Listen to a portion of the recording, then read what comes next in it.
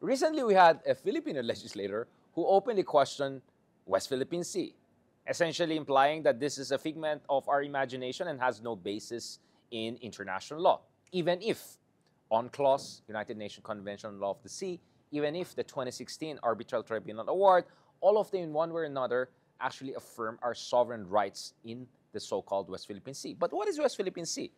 We refer to our exclusive economic zone in parts of the South China Sea Basin. We're not claiming what is belonging to other countries. We're claiming what is belonging to us based on our sovereign rights.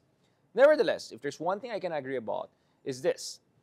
Many people are still confused about the difference between sovereignty, sovereign claims, and sovereign rights. Many people still need to know about the nitty-gritties of what are we fighting over in the West Philippine Sea. What are our exact rights there? And what are we exactly doing there to more effectively defend our rights? Luckily, we have someone who knows a lot about the West Philippine Sea and someone who has been at the forefront of defending our interests and sovereign rights in the West Philippine Sea through the so-called Transparency Initiative. Thank you, Commodore, for joining us. Been a while since we had you on this show. A lot to discuss. I want to, of course, ask you about a number of big picture issues in terms of Philippines' place in the evolving geopolitical landscape in the region.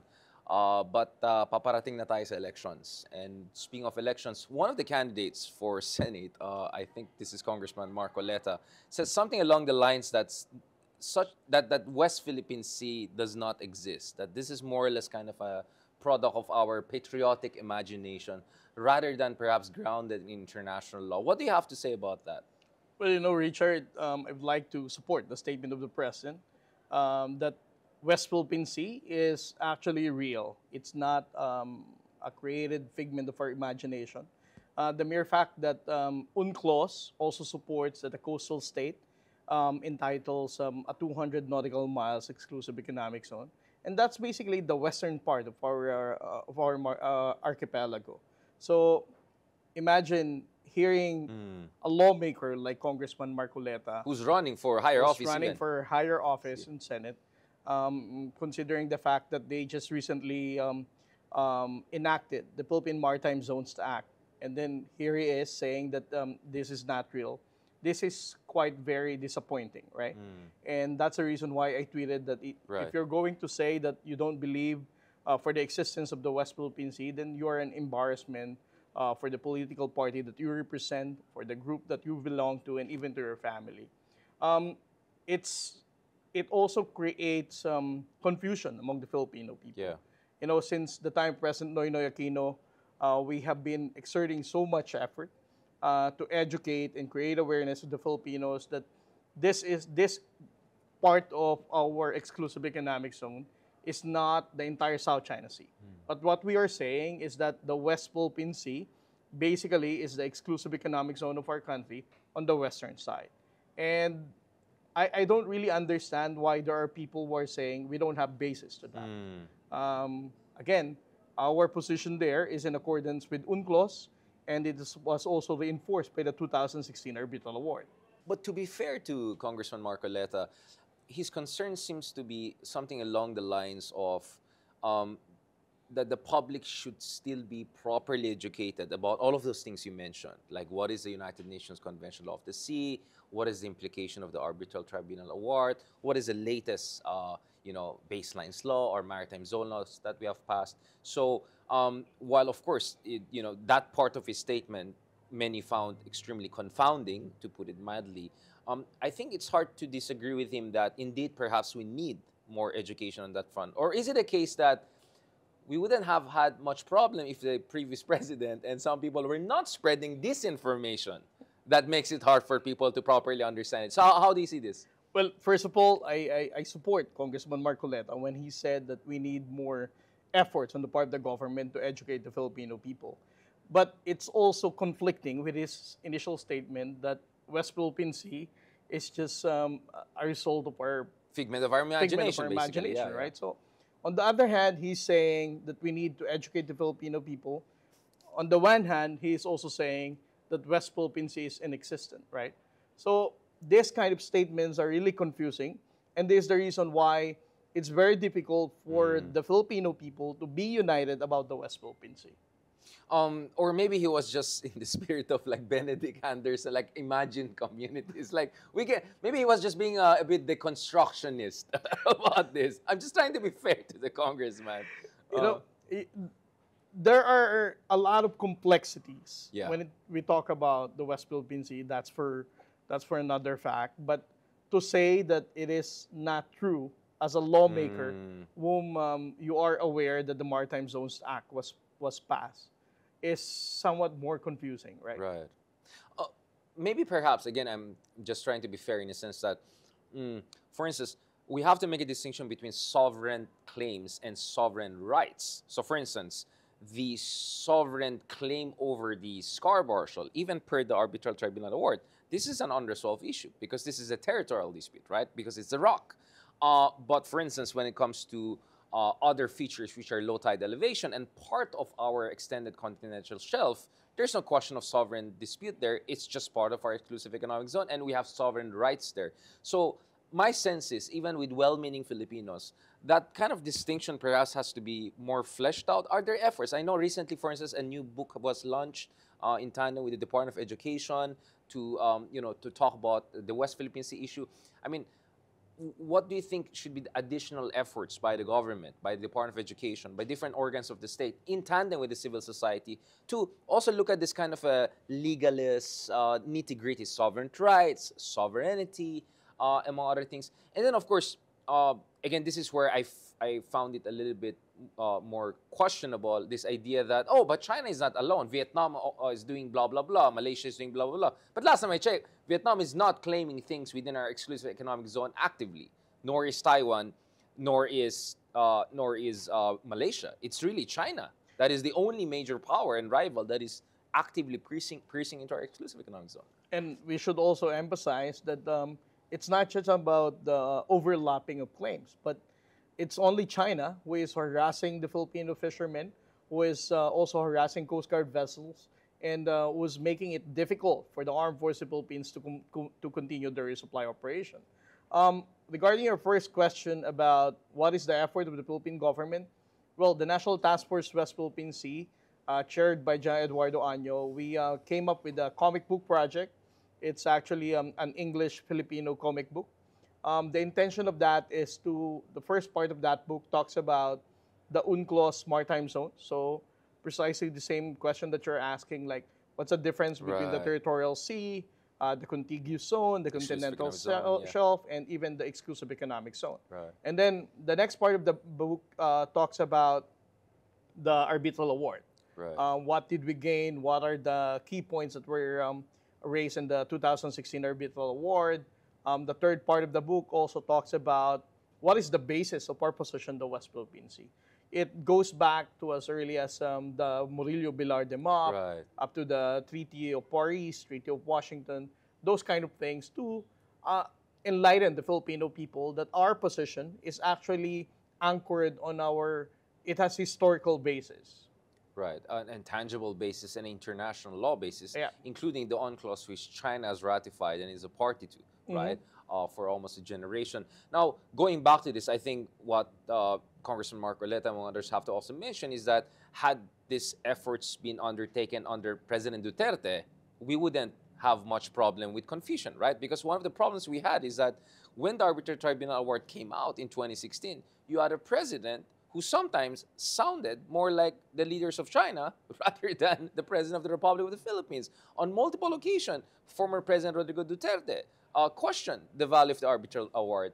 Many of the vloggers, or some would say propagandists, aligned to the former president and still aligned to the Duterte family, have been spreading a kind of information, or some would say disinformation, that seems to more echo Zhong Nanghai than, forget about Malacanang, more like a basic Filipino position on this issue, or at least international law. What do you have to say about that? Because disinformation is a serious problem, right? Well, it's not just a disinformation in 2016 to 2022 during the time of the previous administration. It is also necessary for us to discuss that in those 6 years, the Philippine government has not been very transparent about what's happening in the West Philippine Sea. That's why it's easy for those fake news and misinformation and pro-China trolls to justify their narrative leaning towards China, because there is a very limited information that we provide to the Filipino people. And that has been the challenge for this current administration. This is also the main objective why we did the transparency efforts, to make sure that the Filipino people are aware of what's happening and understand what is the basis of our position in the West Philippine Sea. I agree with you if, from 2016 to 2022, we have started already orienting and educating the Filipino people, then that kind of difficulty that we're experiencing now would be much easier to deal with. So we're in a catch-up mode in many ways. Yes. And also, we are in kind of an own goal recovery situation because we shot ourselves in the foot under the previous administration, right? So I think in that sense, maybe that should be part of the problems that our good congressmen, among others, should have emphasized. Now, going back to the issue of trolls and disinformation, I think of all government officials, you're at least in top 3, right? Most trolled, most attacked, and really a target of disinformation campaigns. But, Richard, let me also emphasize right now, I'm no longer, since I think the Congress has started looking into the issue of the vice president. Right. The trolls who are attacking me about being transparent in the West Philippine Sea have stopped doing that because they're more preoccupied in countering those allegedly violation of the vice president. Are you alleging that it's the same farm that had to reorient its? Well, I'm not operations? I'm not making an allegation, but those. There's trolls. a correlation. Yeah. No, not just correlation, It's but you the can people. actually identify those troll accounts who have been very vocal to counter our factual narrative in the West Philippine Sea, who are now preoccupied with defending the vice president. The vice president. Right. So you're saying there is a nexus there. There's a connection there that perhaps the vice president and the Duterte family in general are indirectly or directly being supported by pro-China elements? Is that what you're saying? I don't want to make that conclusion. All I'm saying is that we notice that those trolls who are pretty much my number one attacker in countering the factual narrative are also the same troll accounts who are now preoccupied in countering the allegations against the vice president. Or it could be just a coincidence, right? And as Most they say, likely. correlation is not causation. Again, I'm just trying to be fair to our good friends because I don't want to be attacked as being biased here to our good friends. But how can you say they're trolls? Meaning, are they like fake accounts, fake identities, or their talking points suggest that they're part of a systematic disinformation campaign? Or do you have intel that there's probably money trail? How do you call them trolls? Because one of the criticism is that, you're just calling them trolls because you don't like what they're doing or they're rude to you online. Well, I won't pinpoint my finger on those accounts that are really, publicly known to be an account of somebody. You don't have to else, name right? names, but my point is that how can you say they're trolls? What is your basis? I'm only saying that they are trolls if they are hiding from an identity, like they have pseudonyms and then they started posting about without any reference or something. So they are trolls in that sense. We cannot really identify them for being accountable of what they posted because it's not named to a real person. Right. So these are more or less anonymous accounts, etc. Anonymous accounts. And then we have more interesting cases, right? There are people who claim to be scholars. They're like new popped up think tanks, and like suddenly someone is the president of a new think tank, and they claim to be experts on international law, studying complexity theory somewhere in some university, or in China. Or again, it's a coincidence. Yeah, coincidence. It's totally coincidence. How do you look at those kind of let's just say personalities who seem to, as a scholar, you can read my books. You can always weigh different claims, right? This is Vietnam's basis, this is Malaysia's basis. These are holes in the argument of Malaysia. These are holes in the argument of the Philippines. What I found interesting with some of these scholars or self-proclaimed scholars is they always argue just what favors China's narrative. I don't find that scholarly. Coincidentally, which also again is aligns with the narrative of China. Right? Or sometimes literally the press release of a certain embassy in Manila, right? That's coincidental. Again, it's correlation, it's not causation. But seriously, do we see those as agents of influence, de facto speaking? How do you? Well, I really don't know. Probably, as you said, this may be coincidental, but again, you might suspect that there is really a correlation. The reason, Commodore, I keep on saying, how do we know if they're trolls? How do we know if they're agents of influence among others? Is because we're in a democracy, right? There's a freedom of expression, and people are entitled to criticize the government. I criticize the government, whether it's this government, the previous government. As journalists, as scholars, we feel entitled to that right because it's enshrined in our constitution. So, from your perspective, what is an acceptable exercise of freedom of expression in the context of disinformation in the West Philippine Sea? In short, are there people who are weaponizing this, taking advantage of our freedoms to undermine us from within? Is this your concern? Well, for me, Richard, when you talk about the freedom of expression, as you said, this is a constitutional right that allowed us, as a democratic country, to exercise, right? But for me, it's quite alarming if you are exercising your freedom of expression while at the same time undermining our own national security. So that might be a threshold. That's something that you would say you're already crossing the threshold of practicing your constitutional right. It is unfortunate, like we don't have any existing law to say that Right. you have already overstretched your freedom of expression, and that has been the strategy of these trolls, saying that what they're doing is that they're just exercising freedom of expression. But in reality, what they're doing is they are undermining our own position, the West Philippine Sea, and pushing forward the narrative of the People's Republic of China, and even highlighting that it's China who has much more legitimate claims, while the Philippines do not have. Those Right. kind of statements. So, going back again to this issue, do you think we should pass new laws or enforce existing laws? For instance, should some of these personalities who, again, coincidentally, just say a pro-China line all the time or anti-West Philippine position, should they be compelled to register as foreign agents of foreign influence? Because I think we have existing laws on that, or maybe we have to enforce that strictly. Now, maybe this is a too strong of word, but some are even talking about updating our laws on treason, peacetime treason. Because last time I checked, our treason laws apply to like wartime, Only wartime. and this is like Commonwealth era, and now there's liquid warfare, or there's hybrid warfare, right? It's not about just shooting, right? Some would say the Philippines is already in the middle of an information warfare, psychological warfare. Do you think it's important, speaking of legislators, we kept on talking about a certain legislator, do you think it's important for our legislators to update or to even introduce new legislations in this regard? Well, I think it was last week, right? Yeah. I even tweeted about this. I recognized and appreciated the lower house, the House of Representatives, when they called out those, bloggers. Yeah. And during the committee hearing, those kind of issues were highlighted. That should there be a law to be passed to control the freedom of expression when it comes to national security concern, blah, blah, blah. And I don't want to comment on that. Exactly. As I said, I recognize the effort of the lower house. I understand that the members of the House of Representatives now, led by Speaker Romualdez, do understand those laws that are needed to be passed.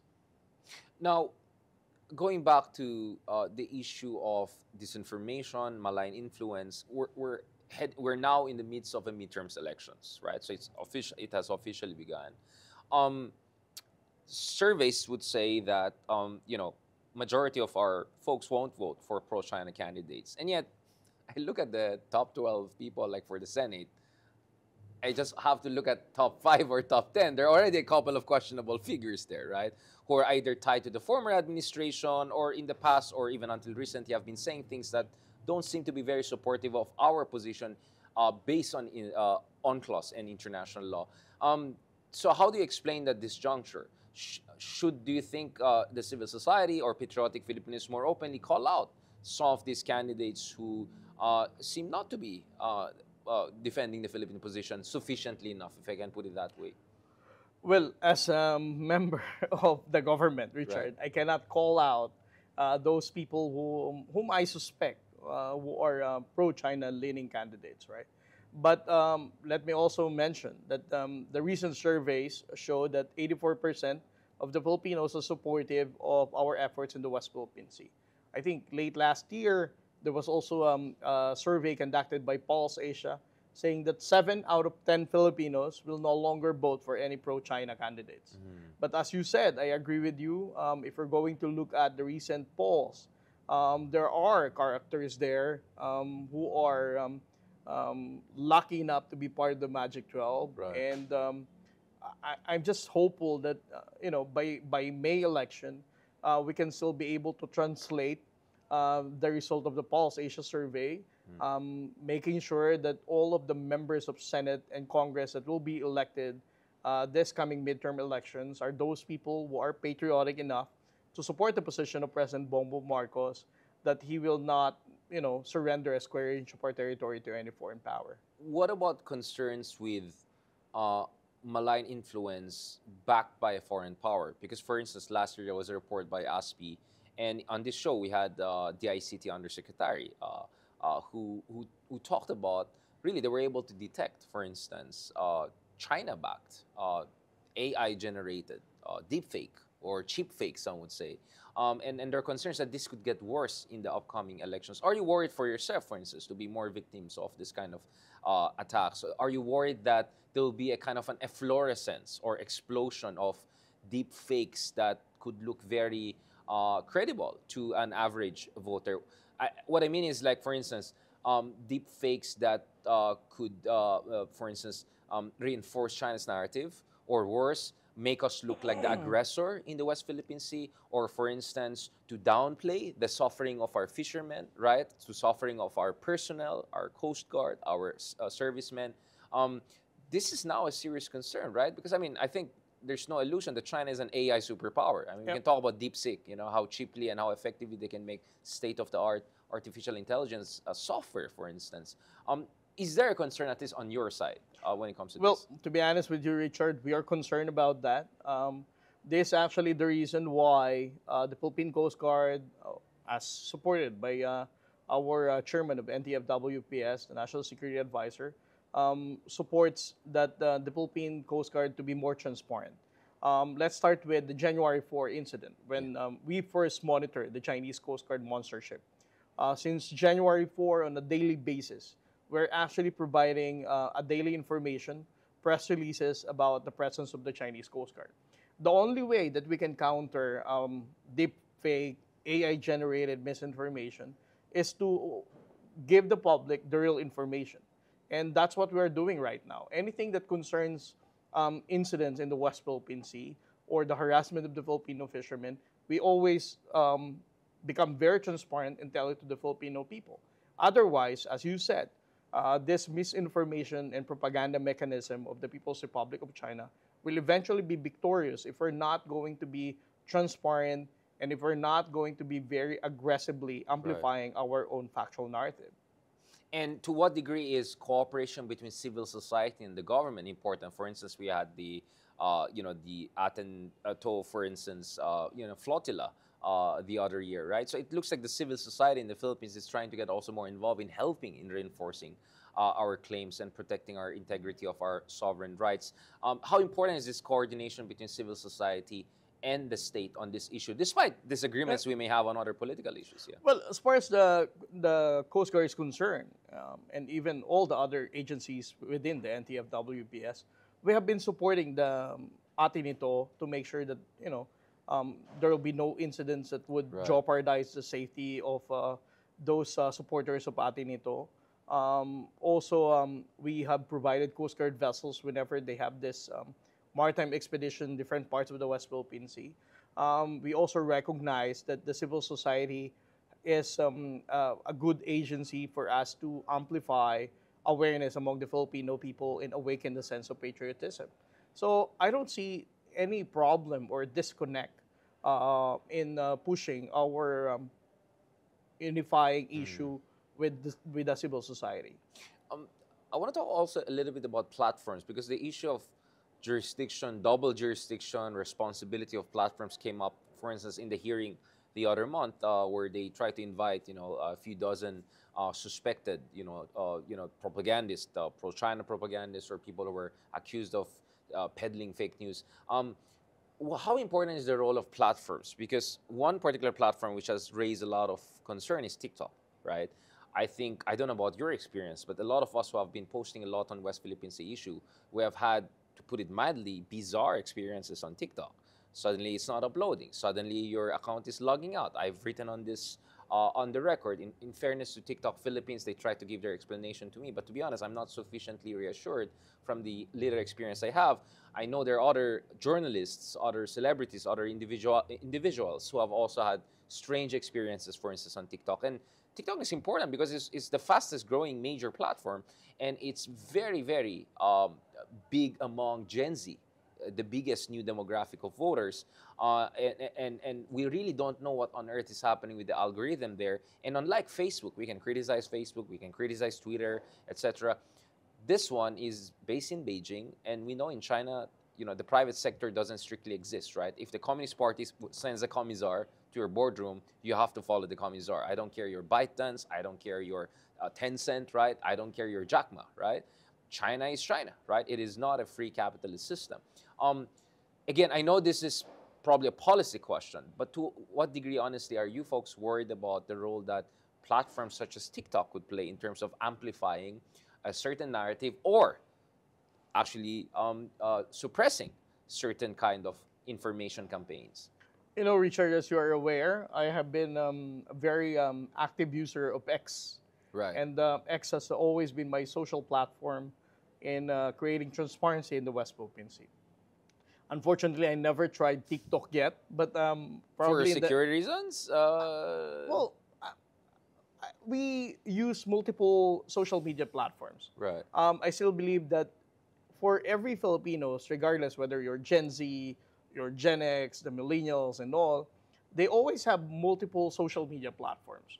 So we don't just have to depend on TikTok. We can engage them through Twitter, through X, through Instagram.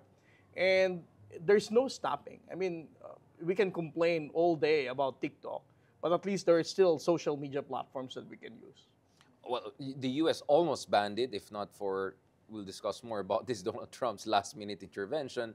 A couple of other countries are also looking at. India, another major democracy, has banned TikTok, for instance. I was just in India the other month. You cannot access TikTok there. So we have cases of major flagship democracies doing something decisive about it. I know, again, this is probably a very sensitive question. Do you think perhaps it's imperative for the Philippine government to look into the TikTok, conduct at least hearings about this, find out more about its algorithm? Because after all, if India and US are moving very aggressively to make sure there's a transparency about this algorithm and data storage, then the Philippines should do that, right? Well, Richard, I don't want to pretend to be an expert in the ICT, but again, I never had experience about TikTok. So I think legitimate government authorities are already looking into this. Yeah. Of course, learning from the experience of our allies and other countries, this is something that is worth looking into. And let's talk about the West Philippine Sea, right? We are now in the second year anniversary of the Transparency Initiative. Just to remind people, how did the Transparency Initiative come about? What were its original goals? And how successful do you think you have been so far in meeting those goals, whether initial goals or evolving goals, in these 2 years of effectuation or implementation of the Transparency Initiative? Well, the Transparency Initiative started February 12 of 2023. So exactly 2 years as 2 years, this yeah. episode goes out. Yeah. So on February 12, 2023, we first publicized the use of military-grade laser of the Chinese Coast Guard against our Coast Guard vessel. That was the first news that we used as a turning point of our transparency initiative in the West Philippine Sea. Originally, it has only two main objectives. The first objective, of course, is to create awareness among the Filipinos. As what we have discussed, I keep on mentioning that President Bongbong Marcos has inherited the nation wherein there's a very limited information about the West Philippine Sea. And there was suppression of information about under the previous administration. And that is the reason why the fake news and misinformation Right. has proliferated and caused Filipinos to be misinformed about the West Philippine Sea. So that's the first objective. The second objective is to make sure that the international community understands that there is this country in this part of the globe wherein they don't care about the international law, they disrespect the sovereignty and sovereign rights of a certain country, and to make them understand that our position, the West Philippine Sea, is not just about our fight for our own sovereignty or sovereign rights, that this needs the support of those countries who support the rules-based order. Because the one thing that is being attacked by China in violating our sovereignty is the international law itself, the rules-based order that we all enjoy right now. So those are the two objectives of the transparency efforts. So just to recap, I mean, this is just weeks after President Marcos Jr. visited China Yes. to supposedly broker a kind of a new regime, new understanding, and perhaps some would say that was one of the triggers for President Marcos Jr. not only to launch the Transparency Initiative, but also to double down on our traditional alliances, something that we'll discuss more later on.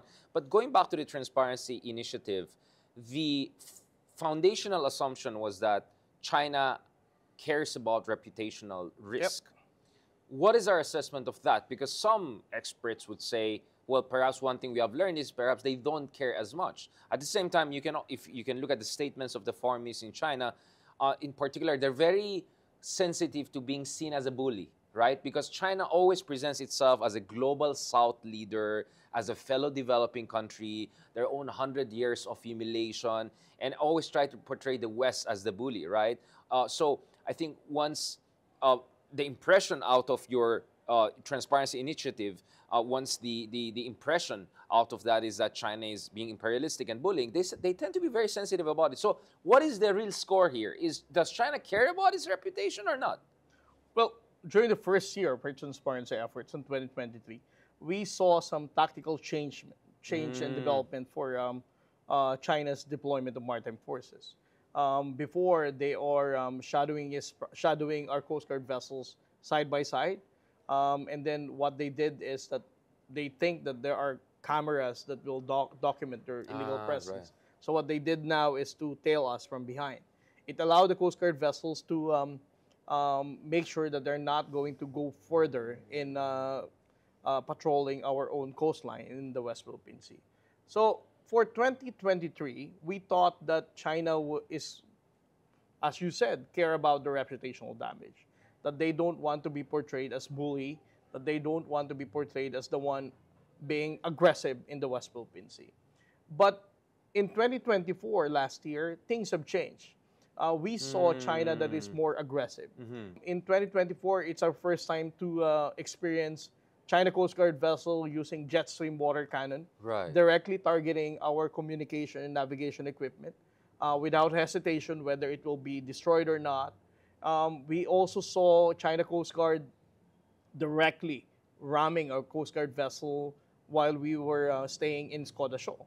And we also saw China Coast Guard deploying a lot of small boats, outnumbering our Philippine Navy when they did the resupply mission last June 17 of 2024.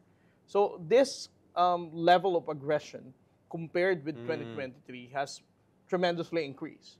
So the question, as you said, is so what explains that? What explains that, right? In our analysis, there are four reasons how we can explain this. The first one is that Xi Jinping is wanting to challenge how those countries who are supportive of the Transparency Initiative to check how far they can go. If ever Xi Jinping would elevate this to this level, under the threshold of armed attack, how far can the U.S. and its allies can go? So that's the first objective. The second objective is that the Transparency Initiative is basically globally known, and it even reached the domestic audience of Xi Jinping. His concern is that those domestic audience not to interpret that he's backing down in the realization of his China dream, and to still portray himself as the strongman more capable of delivering such commitment, right? So what he did is to still elevate the aggression, despite of the widely known resentment of. So he had to weigh his options. Like I better risk international reputation than risk being seen weak at home.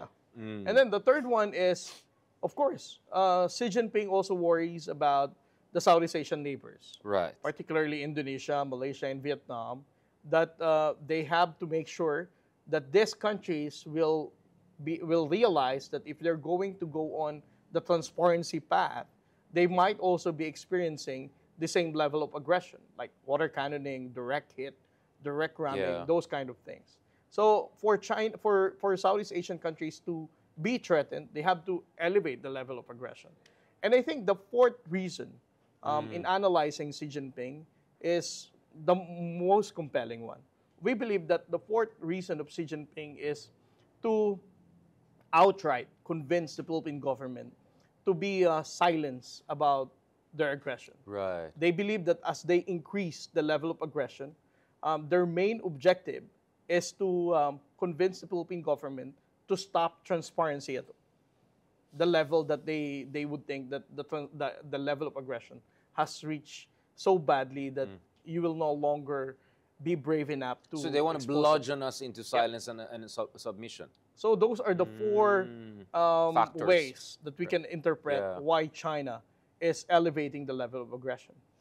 And how are you coping with the change? Because this is a back and forth, right? It's dialectical, right? So probably you won round one, and then round two they came with the counter punch.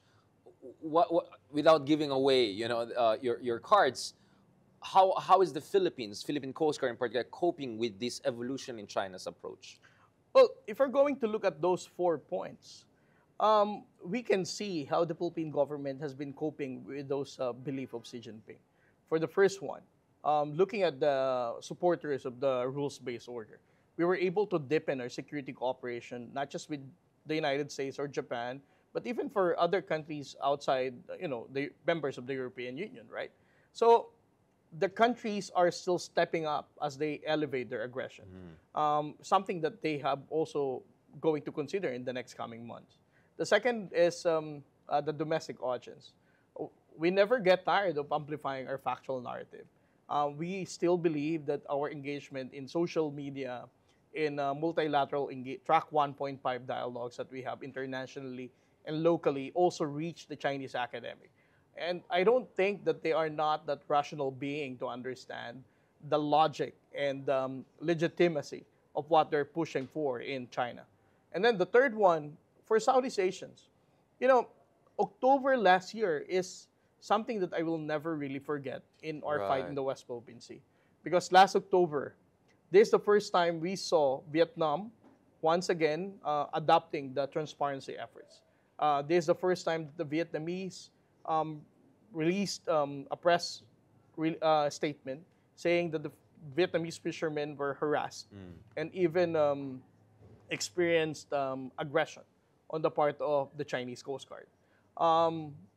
October also was, last year was also the time that the Indonesian government said that they have deployed their Indonesian Navy and Bakamla, the counterpart of the Coast Guard, to drive away the Chinese Coast Guard. And then third, October also was the month that Greg Pauling mentioned about the presence of the Chinese Coast Guard and Lacuna Shoals. This is the director of the AMTI, yeah. at And CSIS in Washington, when DC. Prime Minister Anwar was asked about that information, he still said that despite of their presence, without denying it, that the China Coast Guard are really in Lacuna Shoals, that they are exercising their own sovereign rights. So for me, these are baby steps to say that the transparency efforts that we are doing in the Philippines is something that is already being replicated by our neighbors. Which is China's fear, right? Which is That's China's exactly fear. that there will be a demonstration effect, that you will encourage more and more countries to fight back, and maybe that's why they want the Philippines to stop it, because they're saying you're inspiring others. And that goes back to my fourth point. Yeah. For President Bongbong Marcos to make sure that the transparency efforts will still continue. As what he said last week, we're still going to continue what we're doing. That is deploying our Coast Guard vessels, documenting it, and telling the world that what they're doing is illegal. And as we assert firmly our position in the West Philippine Sea. Commodore Tarriela, again, before we go to our key allies and our supporters, when it comes to rules-based international order, can we talk about ASEAN?